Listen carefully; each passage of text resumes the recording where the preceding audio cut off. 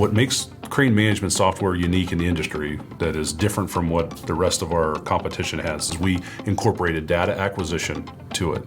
So we are bringing all of the sensors in, all of the drive parameters and things that are operating that are part of the machine, and we're recording and trending.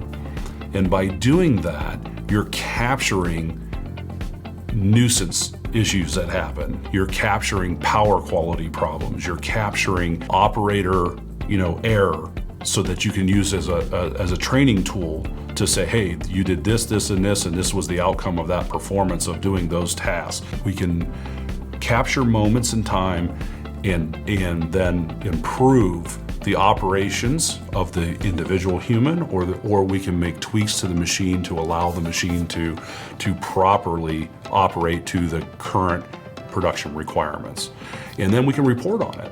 We can bring all that data in, we can report on tons moved, we can report on hours of operation, so you can pre-plan your maintenance instead of be reactive to your maintenance.